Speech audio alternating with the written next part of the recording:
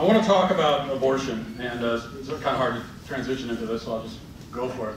I want to talk about abortion and why abortion is the great moral crisis of our time. And you may say that you already kind of know that, many of you. That's why probably a lot of you came to the talk in the first place. And you know it. Yeah, you know about abortion. Many of you know it's a terrible thing. But do you really know it? Do you live as though you know it? Do you appreciate that reality? Because I think the truth is that very, very few of us seem to appreciate it. Very few of us act as though we understand it. And I hear from pro-abortion people all the time, and they'll say, they'll ask me, they'll say, so you think that abortion is the Holocaust of the unborn? You think that there are millions of actual people being killed, is that right? And I'll say, yeah, that's right, that's exactly right, that's precisely right. And then they'll say, okay, then why are you just sitting here? I mean, you think a million babies are being killed every year. Why aren't you at an abortion clinic right now as we speak? Why aren't you running through the streets screaming about it? Why would you ever do anything but talk about it? Why would you ever talk about anything else if you really believe this? And, I hear this point and I think, well, it's a good point. Pro-abortion people don't make a lot of good points, but that's a good one. So what's the answer? Why aren't we really acting like it? Why aren't I feel like a lot of times I act like it, but most of the time I go about my day and I kind of live as though it's not happening. And why is that? I'm reminded of a great line from the movie Truman Show, where Ed Harris's character, who's kind of the director and creator of this fake world that Truman inhabits, he's asked why Truman hasn't questioned his reality, questioned his surroundings more, and Harris says very simply, we accept the reality of the world with which we are presented. And this is especially true when it's a reality that you were born into. And we were all born into this reality, or most of us were. We were born into the reality of abortion, and no matter how opposed we are to it intellectually, morally, spiritually, it is still to some extent normal to us. It's normal. Think about it. How did slavery happen for thousands of years? For thousands of years. Even the people who are theoretically opposed to slavery weren't that opposed to it. They weren't as opposed to it like we are now. They didn't react, even most people that you would have called an abolitionist in 1840, they didn't react to slavery the way that you would if you were walking down the street and you saw that your neighbor had literal slaves chained up mowing the lawn. You would react in shock and horror. It would be the worst thing you ever saw. They didn't react that way. It was normal to them. Abraham Lincoln is credited with freeing the slaves, which of course he really didn't, but it's a different discussion. Yet despite this reputation as the great emancipator, he was actually an avowed racist. He said that blacks were not equal in any way to whites, and he didn't want to make them equal. He said that if he could save the Union and keep slavery, he would do it in a heartbeat. He was opposed to slavery, but he wasn't that opposed to it. And this was the situation across the entire globe, remember. Slavery was an absolutely acceptable institution across the world for thousands of years. Among Europeans, among Native Americans, among Asians, Africans, Arabs, everyone. Everyone. Even those who hated the institution still basically tolerated it. And they tolerated it because it always had been in their minds. Human beings are willing to tolerate almost anything just as long as that anything has, as far as they're concerned, always been. And for us these days, things move so quickly that always been doesn't actually have to mean always. It just means like since yesterday. That's always for us. Well, it's always been this way. Solzhenitsyn talks about this in his book, The Gulag Archipelago, which is a 3-volume book recounting the horrors of the Soviet labor camp system. He talks about how the police would go into an apartment complex or something, and they would, a lot of times there would just be 2 or 3 of them. They didn't bring a whole army. They couldn't afford to do that. And they would just go in and they would just arrest an innocent person. Everyone knew he was innocent. And the innocent person would just walk out. He spends chapters of this book, the first volume of the book, and I really recommended reading it, talking about why did we do this? We were arrested. We just went along. Most people didn't even try to escape. They didn't say anything. They just went along with it, knowing that they were probably marching to their own death. Hardly anyone resisted. They just went along. And they went along with it because, well, this is just how things work. It's how they always had been. I think there's a great paradox here. We are, as humans, very capable of imagining a fantastic future with, flying robots and all this crazy stuff. We can imagine a reality greater than, but built upon our current reality. We can imagine a reality, in other words, with lots of things added to it. But we have trouble imagining a reality without institutions and conventions that we now take for granted. So a future with teleportation and laser guns and space travel to distant galaxies, we can imagine that. But a future without Planned Parenthood? But that's impossible, it can't be, we need it. Even a lot of so-called pro-lifers say, well, you can't get rid of Planned Parenthood. So that's it, we tolerate the reality of abortion because it always had been, as far as we're concerned. And what is that reality exactly? Well, that reality is this. Almost 60 million babies have been killed through abortion since Roe v. Wade. 60 million. Now, across the world, the number's even more staggering. Across the world, 50 million human beings are killed in abortion every year. 50 million every year. That means there's easily been more than 1 billion abortions since all of you were born. Now, even 60 million deaths would be an unspeakable tragedy no matter how they occur, but it wouldn't have the same effect on us. It wouldn't have the same effect on our soul as a nation if those children died, say, of starvation or disease, or even as casualties in a prolonged war. That would be a terrible, horrible thing. But the way these children have been killed is far worse. And it warps us as a people. Because they've been killed legally by human hands in a little building in your local shopping mall that you pass by on your way to work, or on your way to grocery shop, on your way to Applebee's. They've been killed at the behest of their own parents. They are brought to this building by their parents to be killed.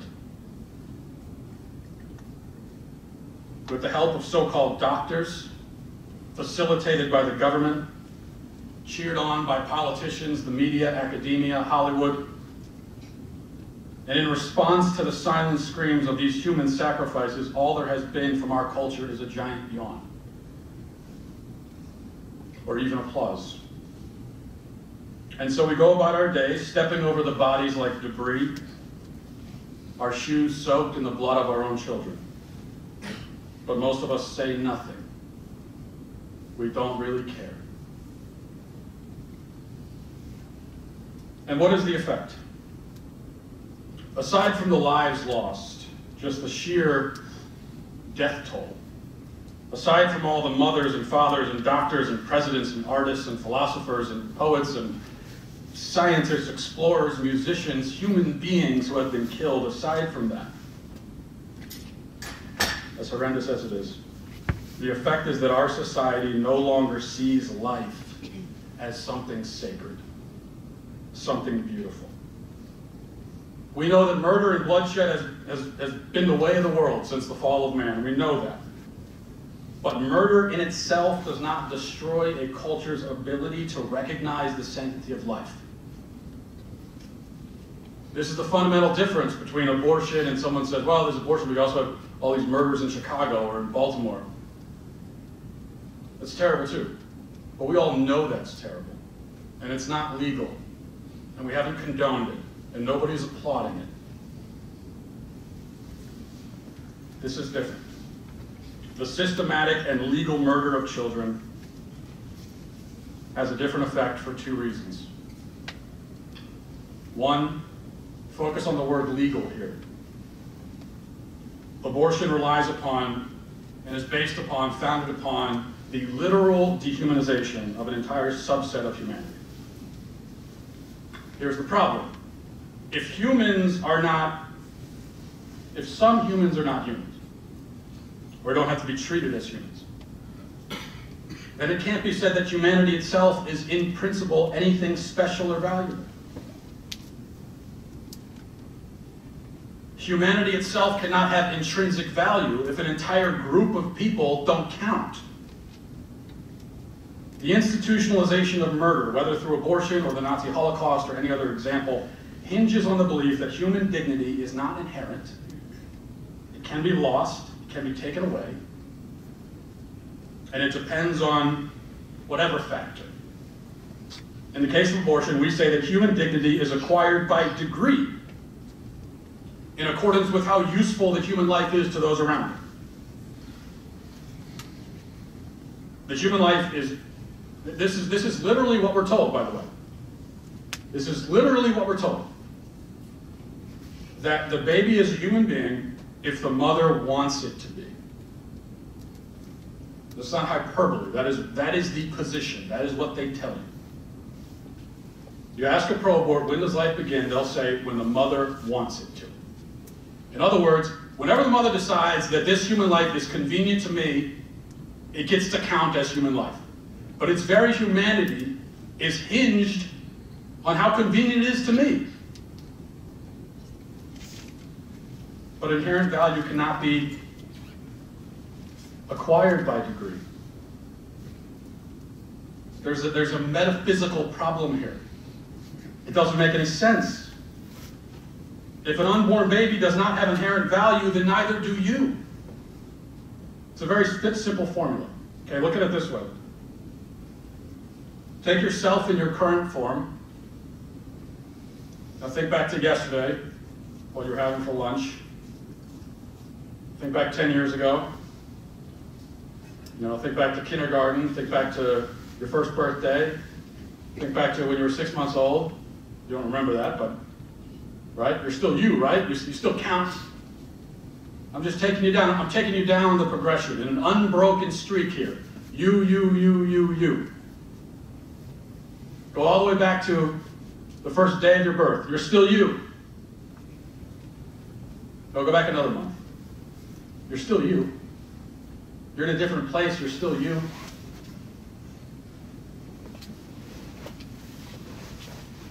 Go all the way back to the moment when you first came into existence. If you do not have value in this moment, then you don't have value here. Nothing happens along the way to mysteriously imbue you with value. You either have it or you don't. By removing value from the child, we remove value from all people. Second, so it's legal. We know that. Second thing is children. Think about the particular subset of human beings that we have dehumanized here. Children. Children. The most innocent, the most pure, the most beautiful of all people are the precise ones that we've targeted. Now you'd think that if we wanted to wage this war on human life, it would make sense to start somewhere else. But if you were to come to me and say, we're going to start wiping out people by group, who should we start with? I would say, well, please don't do that. But if I had to choose, don't start with babies. Start somewhere else. Start with people who could deserve it. Adults can be cruel, selfish, ugly, just awful. Many of them have already wasted their potential. They've wasted their beauty and purity. It's all just rotted away. They've done nothing with their lives. They've exploited people around them. They are selfish. This isn't all people. But there are plenty of adults this way. We all have met them. Now, it would be wrong, of course, to start aborting adults. But at least we have a sinfulness to us. We have an ugliness. At least if your neighbor Jim was aborted, you know, you could say, well, I mean, that guy was kind of an ass anyway. I don't know.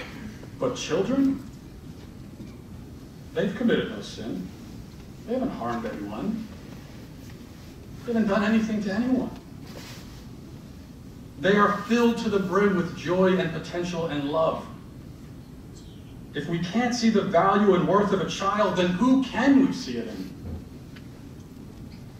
This is the supreme arrogance of pro-abortion people. They say, well, that's not valuable. Oh, you think you are? Let me tell you something. I'd take the baby over you. I would. If the baby and you were in a burning building, I would save the baby. I'd save you both if I could, but if I had to choose, I'd save the baby. Wouldn't we all? There was a time we all agreed that's the right thing to do. There was a time when all adults pretty much agreed that if I was stuck in a burning building and there was a baby, and you came in, you could only save one, I would say, save the baby. Do not save me. I'll give my life for this child. And now we flipped it around and we said, that child's going to give his life for me.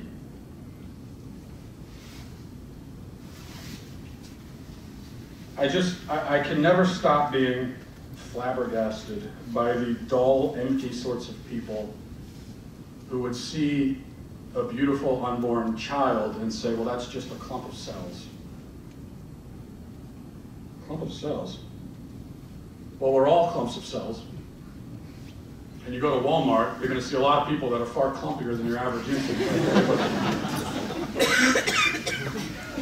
Can you really not see the miracle in this life? Can you really not see it? Now here's the thing, even if I agreed that the so-called fetus is merely a potential human, which I don't agree with that. But let's say I did.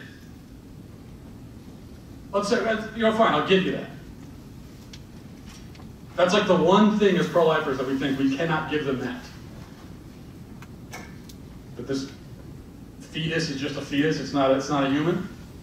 But you know what I would say? Fine, I'll give you that. Just for the sake of this argument right now. Okay, but wouldn't you still treat this potential human life like it's the most valuable thing on the planet? This is a very crude analogy that doesn't work in many different ways, but it works in one, so just bear with me. Imagine you had a winning lottery ticket, okay?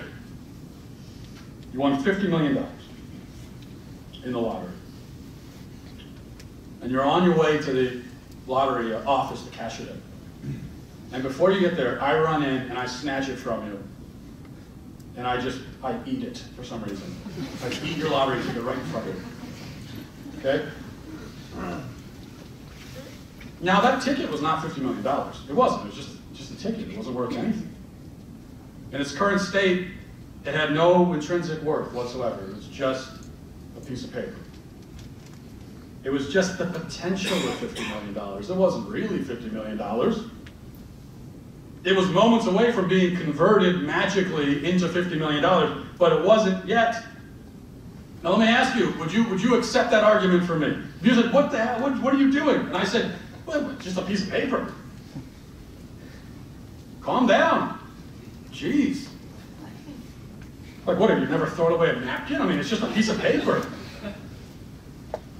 Or would you look at it as though I had just eaten $50 million? How would you see it? Now, as it happens, the child in this analogy is already, from the moment of conception, $50 million. Actually, more than that, infinite value. But what I'm trying to explain is that the pro-abortion argument fails even on its own terms. It's such a bad, worthless, dumb argument that even if I agreed with it, I would still disagree with it. Because you can't get from, that's just a potential human, to throw it in a dumpster. You can't bridge that gap. Even after I've already let you bridge an unbridgeable gap. to that, from that's really human to it's not. I've let you bridge that. I've given you that. And you can't make it the rest of the way.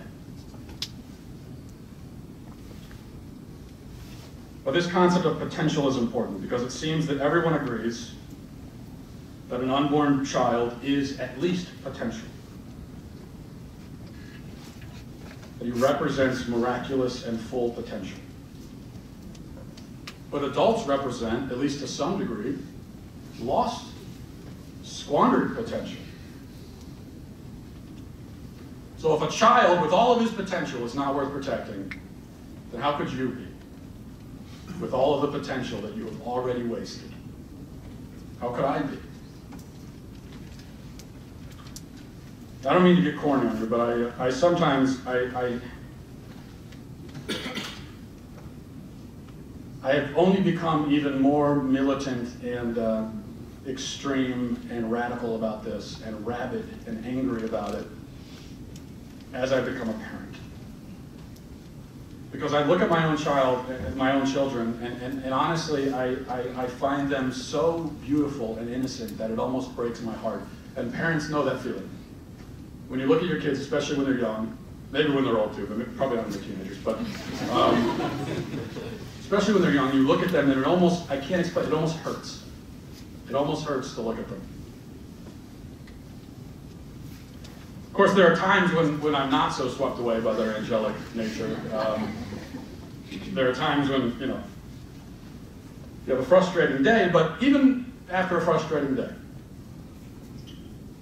I'll still go in their rooms to check on them at night before I go to sleep, and I'll see them sleeping there. And it's clear to me in those moments that these little people were created by God not that long ago. And that heavenly creative light still shines from them. Much more than it does from me. And I feel this profound joy, but also a deep sadness, knowing that the world wants to take that light from them, wants to turn them into something crooked and corrupted, something like me. So how could we hurt these creatures? How could we kill them? How could we exterminate them with such indifference and efficiency? What sort of monsters are we? Well, we're not unique monsters, we know that. Children have fared poorly throughout history. There's a famous quote, I don't know who it originates from, but you can judge a society by how it treats its children. And I always get a kick out of it when, it seems like pro-abortion Democrat politicians, for some reason, love to trot out that line. I think Hillary Clinton used it recently. You can judge a society by how it treats its children. How dare you? It's like you're almost mocking us. You know what you're doing. You're facilitating the murder of children by the millions, and then lecturing about how we should treat children. But I think we find that when a culture begins to die, children always do poorly, even worse than everyone else. We could think even back to pagan civilizations who would soon become extinct, but many of them, and we'll talk more about this at the end, but many of them, like the Aztec Empire, especially as it got closer to its rather abrupt end, it sacrificed thousands of children in these macabre, terrible ceremonies. And we find this in these pagan civilizations. It's an interesting, morbidly interesting phenomenon. And it makes me ask myself, why do evil societies kill their children especially? And I think the answer is because the children are so innocent and beautiful. That's exactly why we go after them. We can't stand to look at their innocence. We cannot bear the light that shines from them. We hate them because they are so close to God. And we hate God most of all. So we spill their blood and dismember their bodies, and we curse heaven and we curse God, because we are hateful, spiteful, cowardly creatures, and we detest anything or anyone who reminds us of it. But it might be said with abortion that we not only reject the children, but we also reject ourselves, in a sense. We have to remember that the whole miracle of conception, the moment when a new life comes into being, the miracle is that in that moment, if you think about it, there isn't just one life being created, but three. Three lives are created upon conception. You have the life of the child, but then you have the woman, who goes from being just a woman to being a mother. She is reborn in this moment, along with her child. She is created. She becomes. The same is true of the man. He goes from being just a man to being that masculine figure we know as a father. But the really tragic thing is that while three lives are created at conception, only one is killed through abortion. The child is gone from the earth, but the mother and father, despite what they're told by the abortion industry, do not go back to just being a man and a woman again. They'll never go back. The clock cannot be reversed. They became something, and they will never not be that thing. She is still a mother. It's just that now she's the mother of a dead child. There is no, well, it's not a good time to be a mother right now, I'm going to put it off. That option is gone. You can't put it off. It's already happened. And if we really loved women, we would explain that to them, and we would tell them what a beautiful and amazing truth that is. And it's a scary truth, but it is so beautiful that you have just become a mother. You've just transformed into something different. Accept it, embrace it, love it. Nothing is gained from abortion, nothing is reversed. Abortion is only death. And there's been a lot of death. There's a reason why we call ours the culture of death. Now, the proponents and disciples of the culture of death believe that they gain something from abortion. They believe they gain everything, really. And this is the important thing to understand about abortion and the incentive behind it. The people who defend it so rabidly, even if they have never availed themselves of the option and never will. Although in most cases, unfortunately, the women who are the most rabidly in favor of abortion, in almost every case, have had one. But even if they don't, the left defends abortion because they believe that it makes them gods. They believe that through abortion, they are exercising their autonomy over themselves. This is the thing with what we call liberalism. This is why I call liberalism secular Satanism. Because it is the worship of self. At bottom, in its foundation, it's the worship of the self. And the liberals believe, they have faith, that the individual is supreme. It is the supreme being in the universe. The me, the mighty me. There is no power or authority above me.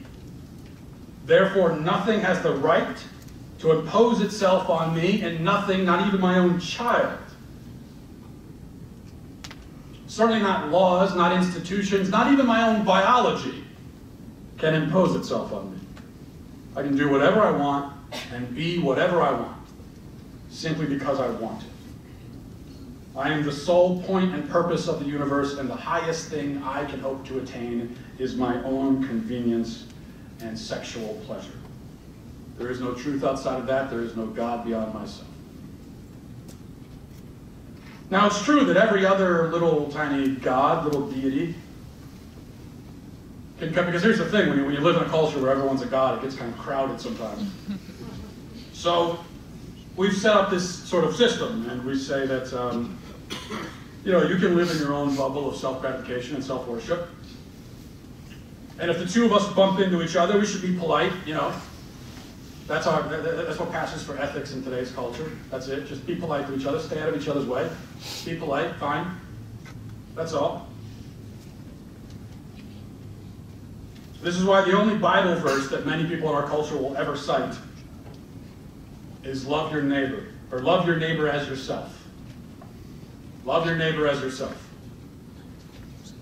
Now they take this to mean that self-love is the highest love.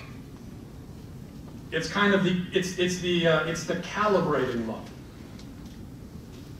right? I love myself so much, so I'm going to treat you well because I want you to treat me well because I love myself so much. I don't care about you. It's just a business. This is a business arrangement. It's a compromise. That's the message that a lot of people, they look at the gospel, that's the message they pull out of it. Because they forget that love your neighbor as yourself was the second greatest commandment. First was love the Lord God with all your heart. Love God above everything, including yourself. But our satanic culture removes God from the equation, leaving only the self, which cuts off the whole purpose and source and foundation of the love, turning it against itself, morphing it quickly into indifference and hatred. Now, when you consider this, it starts to make sense. You've noticed that the pro-abortion side, they very rarely trot out the safe, legal, and rare mantra, right? They used to be really common, especially when I was a kid. Safe, legal, and rare. Safe, legal, and rare. Yeah, they still want safe and legal, although safe is impossible by definition. You're killing someone, there's no safe way to do it. But legal, at least, they've held on to legal. That part they still want.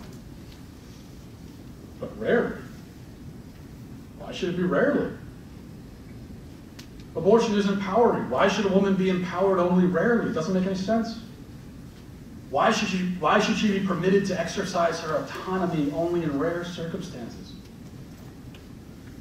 If abortion is legal and acceptable because the life of the child is meaningless and the convenience of the mother is sacrosanct, why in the world should we try to reduce the frequency by which these meaningless things are terminated and carved into pieces for the sake of protecting a more important person's lifestyle? If anything, it should happen more often. Abortion becomes a celebration of a woman's sovereignty. It's a coming of age. This is also why progressives don't bother much with arguments over personhood anymore. I mean, it's still a discussion. We still have that discussion. But when it comes down to it, here's what you'll find. Whether the unborn entity is a person or a fetus or a moose or an alien, doesn't matter what it is,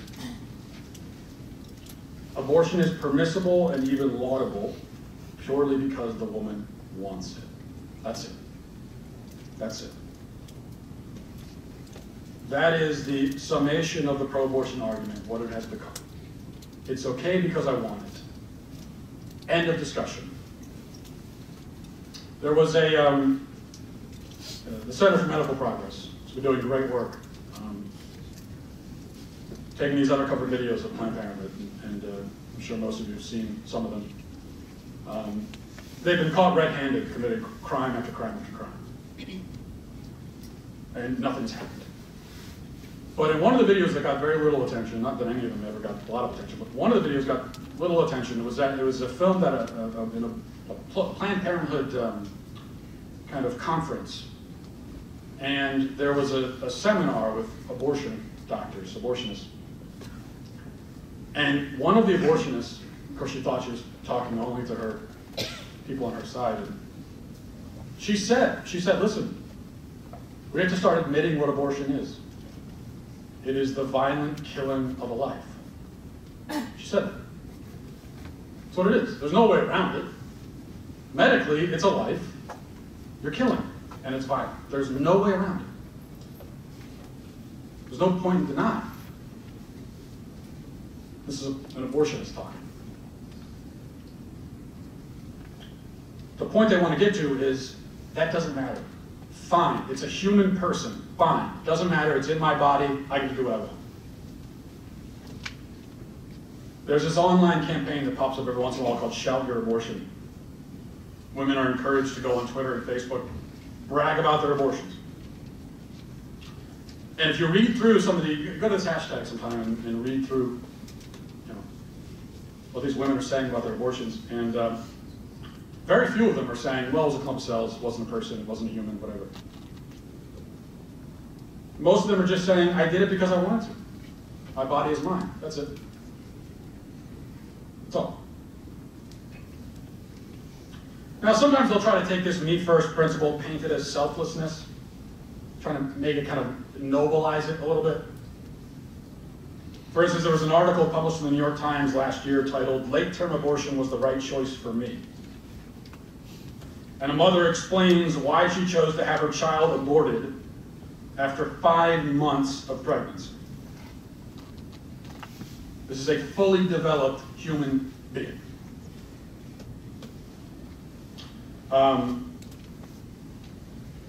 They were told apparently that her son had a heart defect and may require a heart transplant. So mom and dad got together and decided that, you know, just gonna have the kid killed.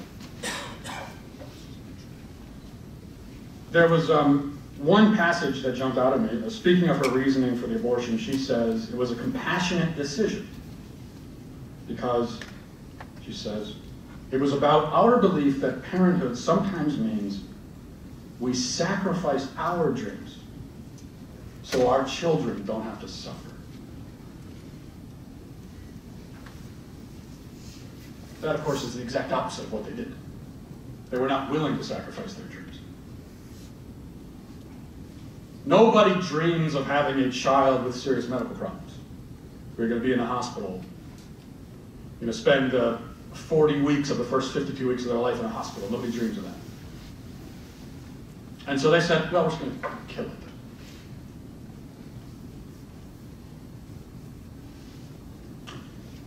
But we're doing it for the child's sake. Not for us. Oh no. It's like the executioner standing over the condemned in the electric chair, hand near the lever. Before he pulls the switch, he says, this is going to hurt me even more than it hurts you. One can imagine the condemned man looking up in his last moments and saying, is it though? Truly, it seems like pro-aborts are living in a different reality, a different universe, because they are. That's really the whole point. In establishing abortion as an acceptable institution, they've established their very own universe, their very own reality, where everything is relative. Everything, including human life, is relative and subjective to their emotional whims. And in this way, abortion is a direct and violent assault on truth itself. This is what makes abortion a defining issue. It plants you firmly on the side of objective truth and human dignity, or firmly against it. Everything else you believe will grow from this root. This is the epicenter of America's vast and growing more vast ideological divide, the most important theater in the culture war. It all comes back to abortion, because if human life has no intrinsic value, then not only do none of us have any intrinsic value, but then no other issue matters. None of it. Nothing matters if life itself is not sacred and intrinsically valuable. Intrinsic, belonging to a thing by its very nature. That's why we oppose abortion. Because it destroys innocent human life, and innocent human life has intrinsic value. That's the whole argument. Simple, logical, consistent. But what about rape? What about incest? What about a child who's raped by her father? Let's come up with the most radical, rare hypothetical we just invented in our head. What about that? No buts. These buts do not negate the value of the life in question. So you can throw out the rarest, most tragic, most gut-wrenching scenarios you like, and it will not change the answer, because it doesn't change the question. And again, the question is, does human life have intrinsic value? As pro-lifers, our answer is yes. And we have to shout that yes. While they shout their abortions, we shout our yes. Because it resonates. This is where we find some hope. We find hope in the fact that the truth is so innate, so ingrained, that it lives inside of everything. Everyone knows that abortion is wrong. Everyone knows it. To some extent, they know it. This is natural law. It is an institution that defies natural law, flies in the face of everything we know and believe as human beings. So when we fight against abortion, when we make our arguments, we're telling people things they already know, which is that life is sacred. People know that. They know it about themselves anyway. You know? They think their own lives are sacred, certainly. They know it about trees and dogs. God, can you imagine a dog dies? It's the worst thing in the world.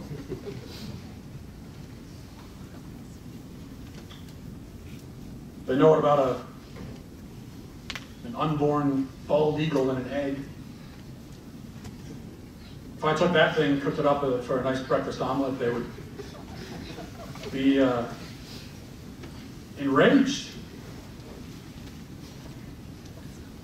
The problem is they're afraid to, so they recognize, here's the point, everyone recognizes to some extent that life is sacred and valued. They're afraid to apply the principle consistently. They're afraid of the sacredness of life. They're afraid even to admit that their own lives are sacred, though they feel it to be true. They're afraid because it brings to mind some very scary questions. Questions like, why is my life sacred? Is it because I'm a member of some dimension that transcends our material world? Is it because I was in fact created by a force beyond my understanding? Well, that's the only way that my life can be sacred or have any inherent meaning whatsoever. And I feel like it does have inherent meaning. And if that's the case, does that mean that I'm obligated to treat all human life with a certain dignity and respect? And if human life is sacred, doesn't that mean that it must be sacred inherently and not by degrees? And if that's true, doesn't that mean that human life should be protected even at its earliest stages? Oh my God, but doesn't that mean that, wait a second. When you have sex, you are in the realm of creating human life. Sex is an inherently procreative act. Does that mean that we have to treat sex with a certain respect and dignity? Does that mean that we should realize that, considering the fact that you can literally create a person doing this, that we shouldn't just hop into bed with any person we come across? Oh, dear God. What's going on? Does that mean there's such thing as evil and sin? Does that mean I have to start acting according to some objective code that's not calibrated or adjusted according to my desires and whims? Whew. Duties, responsibilities, moral absolutes, God, virtue, evil, sin, heaven, hell. All these things come flooding in. The pro-abortion person has now gone tumbling off a cliff. And the plunge will be terrifying and disorienting. And if they allow themselves to hit the ground, they will discover that they were wrong about everything. They were wrong about everything they believed. And now their entire life has to change. And it has to change according to a truth that's outside of their own control. But few people are willing to take that trip, so kind of cling on to whatever they can, desperately. That's why I think our job as pro-lifers, as those who recognize these fundamental truths, must be to, this is one of the reasons why I sometimes approach issues the way that I do, like I'm approaching it right now. I believe our job is to drag these people, kicking and screaming, back to the rabbit hole and throw them into it. Make them confront these mysteries. Do not allow them to be comfortable. Make them come face to face with the truth that lives inside them, buried deep in their souls, forgotten for so long. Make them choose a side, once and for all. People say, don't be divisive. Let's not do it. There aren't sides. Yes, there are. There is a division in this culture. There are sides. Life or death, whose side are you on? A lot of people have chosen death, and so we live in this empty, hollow, morally indifferent culture where nothing is sacred and nothing means anything. And we see this manifesting itself in many ways outside of just abortion. I mean, look what just happened in Texas. I'm not saying that happened because of abortion. I'm saying that there's a problem across the entire culture of this just emptiness, this just indifference. So what's the solution? I mean, how do we fix it? Because I know that's the next question. That's another challenge that I hear a lot from people. They say, well, you're really good at explaining why we're screwed. But where are your solutions, man? I don't have them. I don't. This idea that we have to be solution-oriented in all things is ridiculous. Sometimes things just are. And we have to get to a point first where everyone understands the way things are. We're not even at that point yet. So that's my whole mission in life. Yeah, it's not to offer solutions. I don't know what they are. It's to get people to understand where we are now. Because we can't get anywhere unless people understand that. Here's what I know. There isn't one simple strategy we can implement. There isn't some thing we can do to just fix the moral and spiritual rot that has brought us to this point. That doesn't exist. And we certainly have to face the fact that whatever we do, if we are pro-life, we're going to be outnumbered. If you're a pro-lifer, the majority of the people that you come across are either going to vehemently oppose you or they're not going to care. We don't have the numbers on our side. But so what? We fight anyway. We stand for truth and life anyway.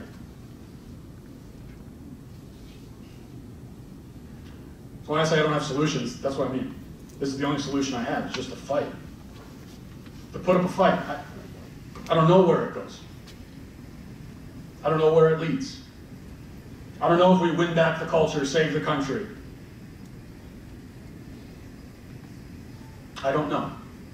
But we just fight anyway. We fight the battle in front of us with whatever tools that we have available. Now, as I alluded to at the beginning, we could take a little inspiration, I think, if we look back about 500 years to a man named Cortez. I'm sure you're all familiar with the story, but if you'll bear with me, just a little history lesson. It's one of my favorite historical stories. From the 16th century, Hernan Cortez was the guy who conquered and destroyed the Aztec civilization. And he did indeed destroy it. He left it in rubble. They tell us in public school this was a great travesty. It was a great, horrible injustice. Christian explorers came to this side of the world. They were evil tyrants, they say. What they fail to mention is that the Aztecs were the most satanic and barbaric civilization that has ever existed on the face of the globe. Hands down. What Cortez encountered when he landed in what is now Mexico was a vast empire where something like 50,000 human beings were sacrificed and cannibalized every year.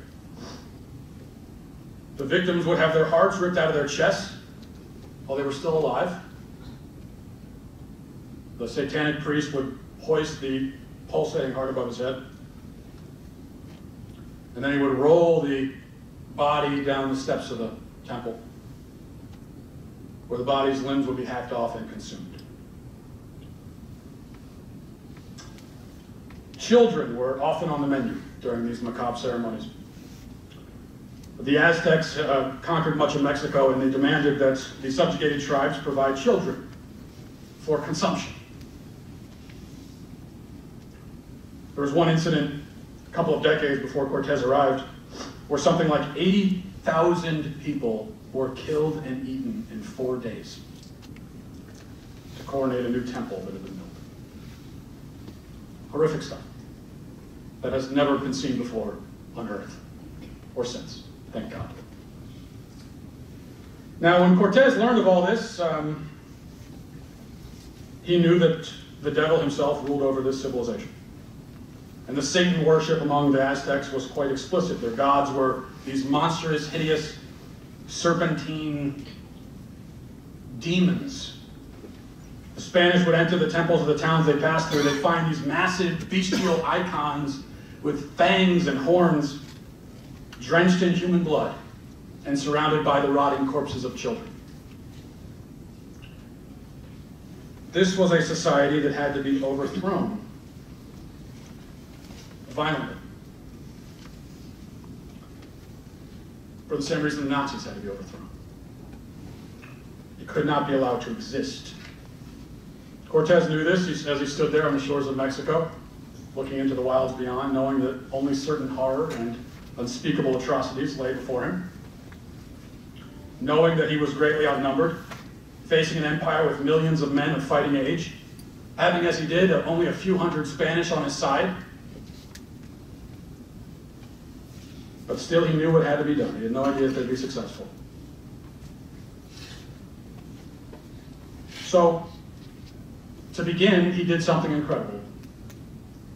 He sank all of his ships.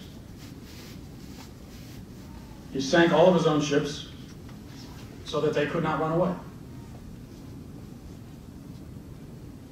That when these savages came after them to rip out their hearts and consume them, they would not be able to escape.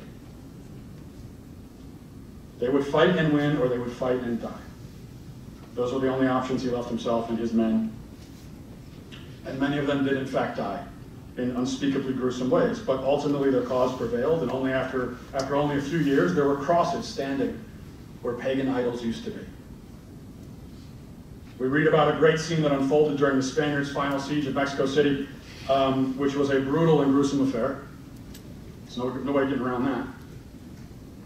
The inhabitants were given many opportunities to surrender. They refused, so finally Cortez and his Indian allies, they moved in and they wiped out the entire city.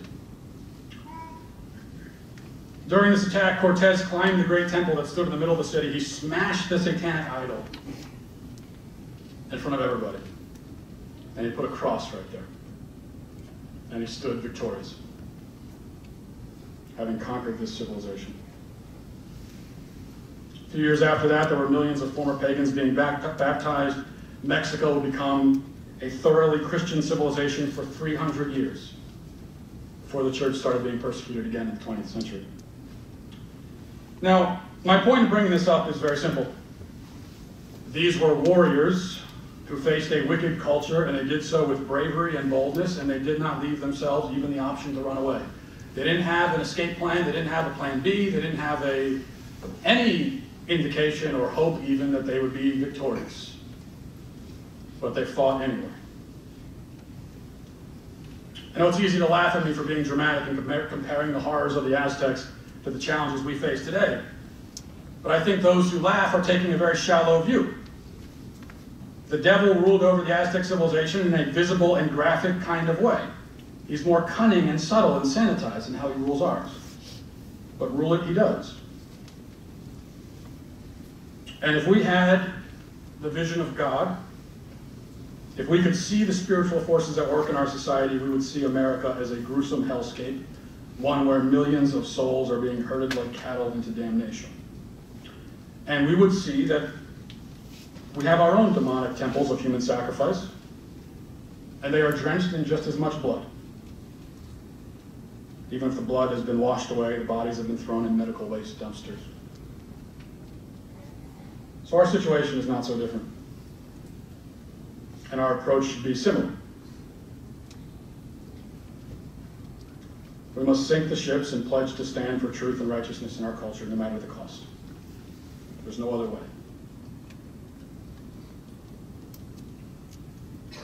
Our culture is apathetic, so we should be passionate. Our culture is indifferent, so we should care deeply. Our culture hates truth, so we should love it obsessively. Our culture loves evil and falsehood, so we should hate evil and falsehood. And hate it with fury and anger. Our culture has turned its back on vulnerable children, so we should turn towards them and reach out and bring them close to ourselves and protect them. Whatever our culture is, we have to be the opposite, the antidote. Whatever it is. I think now this has become a rule of thumb that there's almost no exceptions for it. Whatever everyone is doing, do the opposite. Period. We must be the light in the dark. And as Dostoevsky once wrote, the darker it becomes, the brighter that our light will shine. That's our way forward. All right. Thanks, guys. That's all I got.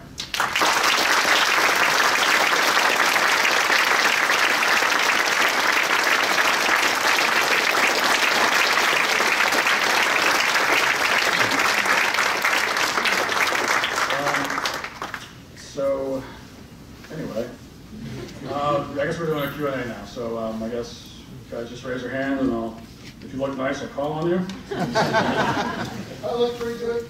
Seems like a nice fellow there. I'm a big fan of your work. Me too. My wife is an even bigger fan, so I got to be humiliated for that. We talk about abortion being a primary problem in our society. I disagree. We talk about it being an issue of Democrats and Republicans, and that's true. It's spot along those lines. But I think the fundamental problem of abortion is a Christian problem. Abortion is the fruit of the tree of which the root of that tree is contraception. Contraception says I can have sex whenever I want to and cannot have a child. Abortion says no matter what the circumstances are, I will guarantee that I will not have that child. Would you agree that contraception is the primary issue that leads to abortion? And how, in your estimation, should the Christian church try to rectify that if you do agree with that position? If you do not agree with that position, why not? Well, first of all, stepping back for a moment, I don't think I identified abortion as strictly a Democrat versus Republican thing. The Democrats are the party of death for sure. They've totally bought into it, and they've made this their foundational issue. But the Republicans, I wouldn't give them the dignity of saying that they're the gatekeepers of human life, because they're not. The Republicans have been in charge now for how many months, and we're still funding the abortion industry. They've chose to fund it. See, that's the Republicans have done it. To your question about contraception, I agree with you about contraception being one of the issues that has led to it. Is it the primary issue that's led to it? It's certainly up there. I mean, I would agree. It's an issue that's all the more troublesome because it's something that a lot of pro-lifers don't want to talk about. There's even people in this room right now that are looking really uncomfortable. Like, please change the subject. But I agree, we can't just ignore it. Here's what you can't do. You cannot deny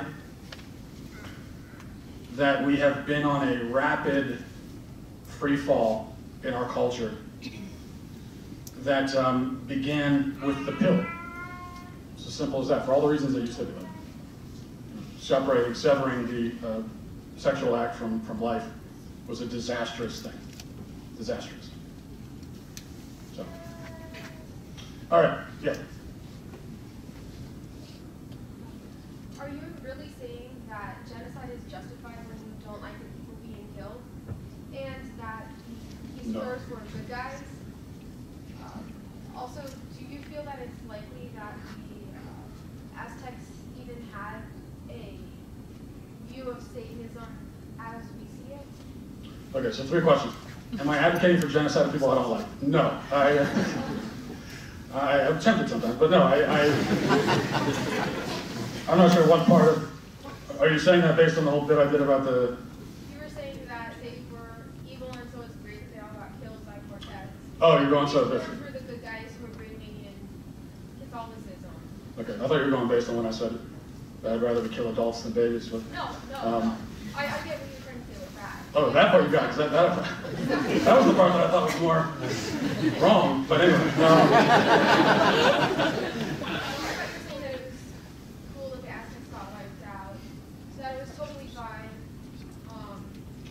Well, I wouldn't use the word cool, but I would. The fact that the Aztec civilization was conquered and destroyed is a glorious fact. Absolutely. For the same reason, like I said, that wiping out the Nazis was glorious. Even though many German civilians were killed by the Americans, especially by the Soviets, who we allied ourselves with, and they were also an evil power. And there's actually some there's quite a bit of corollary here, I think, because we got into this alliance with the Soviet Union, which was an evil power, and then we had to deal with them for the next 50 years in the Cold War. But and they did horrible, unspeakable things. The Soviets did, especially when they were marching through Poland and going into Germany. Yeah, I'm not disagreeing with that. Yet it was a necessary thing for us to forge this alliance with the Soviet Union. The reason why there's a correlation here with the Aztecs is because, especially in the when the Aztecs, or when the Spaniards finally invaded the capital of the Aztec Empire, there were atrocities that were committed against Aztec civilians, which of course was evil and wrong. But those atrocities were, in almost every case, committed by the Indian allies that Cortez had to partner himself with in order for this to happen. Now, these were Indians that had been persecuted by the Aztecs for so long. They were just hungry for revenge and vengeance. So they stormed into these villages and they started killing women and children. Terrible, awful, evil thing, of course. That I would not call glorious any more than I would call it glorious to kill German citizens. But the overall mission to wipe out this, to subjugate and subdue this unspeakably evil civilization was a glorious and right thing.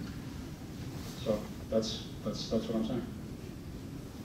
And I'd say one more thing. A civilization that is built upon human sacrifice has no right to exist. That's right. It has no moral right to exist. And so, at the end of the day, the Aztec civilians who were killed, whose fault is that? It's the Aztecs who were overseeing this gruesome enterprise. They brought this on themselves.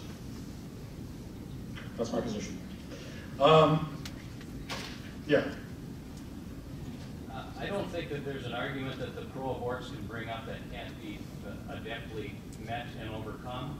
One that I think pro-life people struggle with often is if you make abortion legal, there's still going to be abortion. A lot of times that stymies pro-life people. How do you answer that? Well, I would say a couple of things.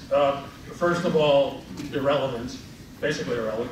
I don't think there's any evidence at all that laws against rape have even curbed rape.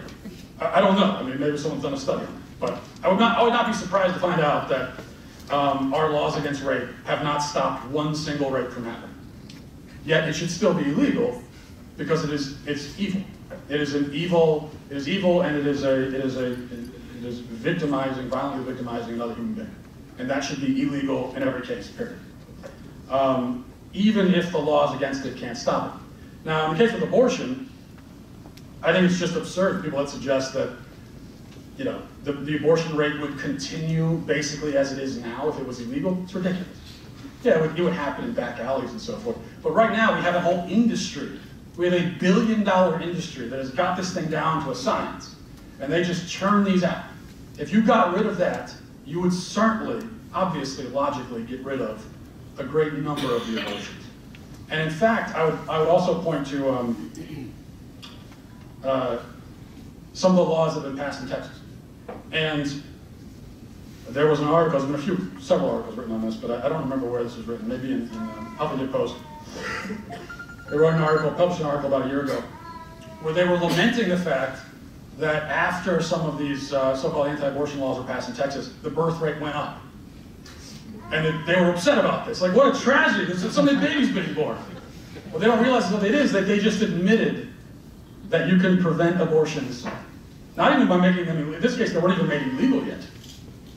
All they did was just pass some very basic regulations on abortion clinics. Even that, by their own admission, caused the birth rate to go up. So I would point to that. I think there's evidence to it. I'm just curious what your opinion of John Brown is. Because when I listen to you speak, and I've read your blog for a couple of years, the first person that comes to mind is John Brown. Just what your opinion is of him as a sort of figure. I think, you know, this what I was talking about with slavery, drawing the analogy with how even people that were opposed to it were really that opposed to it. And I think the only exception would be the abolitionists, who basically treated slavery like we think we would if it happened today. In the case of John, to be honest with you, I'm not, I know John Brown is obviously Harper's Ferry, but the crimes that he committed, I mean, how many civilians, did he kill civilians? I honestly don't, I guess he killed. Before Harper's Ferry out in Kansas, the slavery settlers, he and his sons killed, I wouldn't say a massive amount, but, you know, some people, and then they were, you know, gathered. As long as it was less than 5, it's okay. I'm pretty sure that's in the Bible, I think. Like I said, as I've been reading the last couple of years, that's all that comes to mind. I also think every time I'm in the grocery store, when I'm done, I always put my shopping cart away, so that's good. Thank you. That's, at least I've been able to wipe out one atrocity, or at least curb it. Now, here's what I'll say about John Brown. Just I don't want to try to dodge the question with that. I didn't know what his total death toll was in terms of how many civilians killed. But it's an interesting thing. I guess the answer, to be honest, I guess I am going to dodge it because I don't know. Because we needed guys like him to sort of stir people awake, as he did. Someone who was so fanatical about that, even when he was being, you know, brought up to be hung, he was still. I think one of the last things they wrote was about how this is, you know, that slavery is a sin that's going to stain the hands of so many people. So we needed men like that. But of course, when you have men like that who are fanatics, they often take things a little too far, as he did. So, you know, there's an interesting dichotomy there. Yes, ma'am. Some of us are not as articulate as you are, and so it's not easy to fight the battle when we don't have the words to be armed the way you are. So I was wondering if we want to share what I thought was an inspirational talk. Where can we go to find out what you said articulately to share? You mean this particular talk? All right, did you guys film it? Yeah. Okay. Well, they filmed it, so there's a. First of all, I appreciate what you're saying. I don't think I'm wholly worthy of the praise. I think there are a lot of people that are far more articulate than I am. But I just want to. The answer to your question is that for this particular talk, there apparently is on video. But just one other note I want to make is that I think people like myself who are, you know, the loudmouths up in front of, you know, microphones and writing and all that kind of stuff, we get more credit than we're due. We get more blame than we're due probably also, but we get more credit than we're due. I don't think that what I'm doing by talking is the most important or most effective way. Someone needs to do it, I think, but. The most effective things we can do, I think, as pro-lifers, is in the way that we live our own lifestyles. You know, living in a way that's consistent with the pro-life ethic, and just being that light to those around us. But that doesn't fight the battle, and you encouraged us to fight the battle. So you need some. Well, forget everything I just said. No. I get what you're saying. I think there are different, like any battle, there are different strategies, there are different weapons, I guess. I think in living a pro-life life, that does fight the battle in some ways. As you said, not everybody is a get up in front of a crowd and mix it up kind. That's okay. So where's this going to be available? Sorry, I'm just babbling. You don't care about what I'm saying now. Where's this going to be available? No, it should be on YouTube, maybe, probably. They're deciding if they like it or not. They'll put it on YouTube. They'll probably cut up all of the aspects, but they'll probably cut it up about 2/3 of it now. Yeah, in the back. Yes, Carl. I got a question about your views on the whole principle of solipsism when it comes to the anthropology of the person. That I define reality in my head. That was part of your argument, you know, when a woman... You've already lost me, Father. I don't know what you're talking about. I define reality in my head. So you used that principle when you were talking about how the pro-choicers decide when a human life has value. Well, I decide, you know what I mean? So, Yeah. So this principle is this approach to the human person is what's behind transgenderism, for example. You know, with the transgender unicorn, you've got these different variables that you're supposed to go through, and in your head, you decide whether or not you're male or female. I'm wondering if you have any insight in that principle, whether or not you think it's a valid principle in terms of defining our humanity. Thanks for the question. You're obviously smarter than I am. Solipsism, like, what is that, a skin condition? I think, I don't know if I'm going to answer your question right now, but I think when it comes to us sort of defining our own reality, I actually wrote a book about this called The Unholy Trinity. You can pick it up on Amazon.com. But I think there's an interesting thing that's happened as you know, we're sort of claiming dominion over reality. I think it's happened. It's happened progressively or regressively, depending on how you look at it. That it had to begin. The foundation of it was to make life itself relative, as I was talking about, relative to our desires and what's convenient to us. And then once that was established, then it was sort of logical that we move on to the family and to marriage, and now we make marriage relative. And then I think the last thing in that unholy trinity was transgenderism, you know, giving us authority, making our own biology relative to ourselves. And I guess the question is, where do we go from here? Now that we've already, it seems like we've made everything in reality relative to us. What's the next step? I don't know. But be interesting to find out. Yes? You touched a little bit on the feckless Republicans that we have that aren't, I mean, that wouldn't defund Planned Parenthood, that would say, well, if we get rid of abortion, there at least has to be the rape and the incest and those things, that we have to allow abortion for those things, those kind of things. Is there a way that you guys with your platform would be able to call out those Republicans during the primaries, using your platform and saying, like, don't vote for these guys, they're not solidly pro-life or kind of thing? I mean, you might already do some of that. Yes, I'm all, yes, absolutely. Calling out Republicans is one of my favorite things to do. And I do it all the time, and I think that, but the problem is, there are two problems.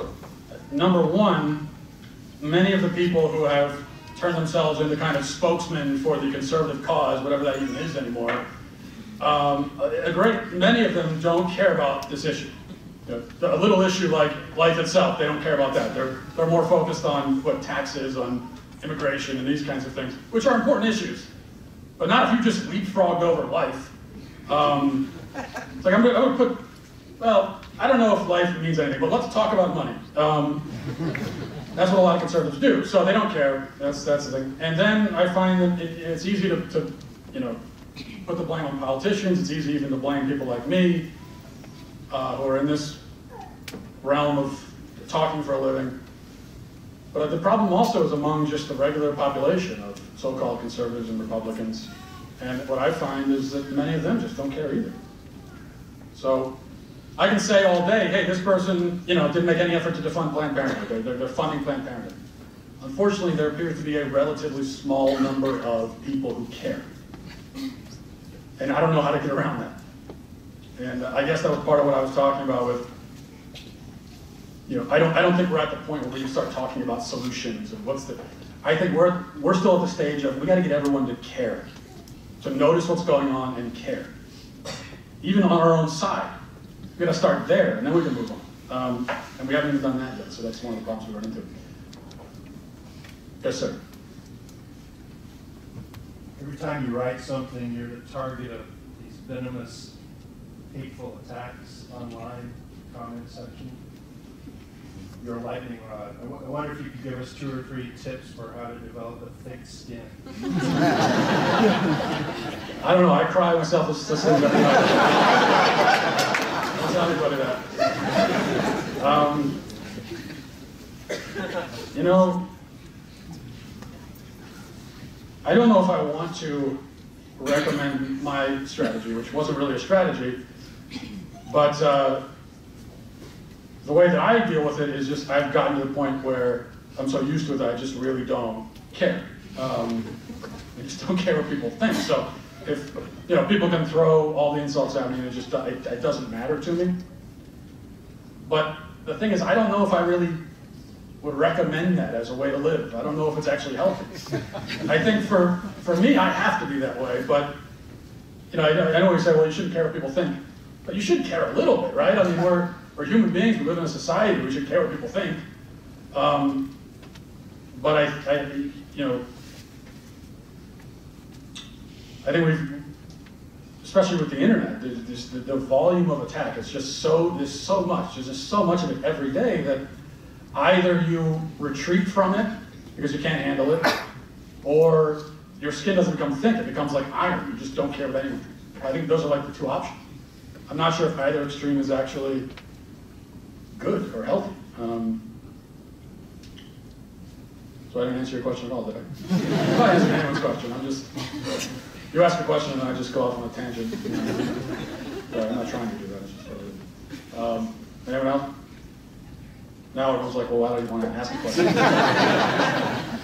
right. I thought someone was going to get up and yell at me, but nobody did. Oh, maybe you went. Okay, yes, sir. Do you think this battle is more of a spiritual battle or a battle of knowledge, where we don't know enough, or we're just this bad of a culture? That's one question I can't answer. Fine, we finally got to one 30 minutes later. I emphatically, absolutely believe that it is a spiritual battle. It is not knowledge. This whole idea that we've got low information voters and people have no information, they're ignorant, it's ridiculous. People, if anything, we have way too much information. We know way too much. We have access to so much information. We know everything that's going on around us. I do not think it's a lack of information or even knowledge that's the problem in our society. I think it's this spiritual kind of moral indifference that we have. I do think that one of the problems is that we have a lot of information, but the knowledge doesn't go very deep. It's all kind of surface level. So we know a lot of stuff, but we can't tell you much about those things. That's a problem too, but I think it's even deeper than that. I think absolutely it's a spiritual problem. I think it comes back down to what you said, where they know the reality, and it's just hard to get that to come out. Yeah, and this is what we run into when we're, twisting ourselves into knots to try to prove this thing that at the end of the day, people inherently recognize, All right, I can do one more unless you guys are all done. Done? Okay, good. Well, you just had one, didn't you? It's just a pity question. How much money would you need to raise in order to run profits in Maryland?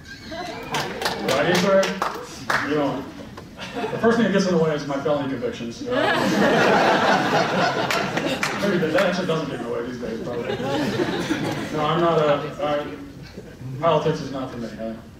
I'd rather be the guy on the sideline, yelling at them. I don't want to actually do it. I don't want to actually do it myself. Anyway, thanks a lot, guys. It was great.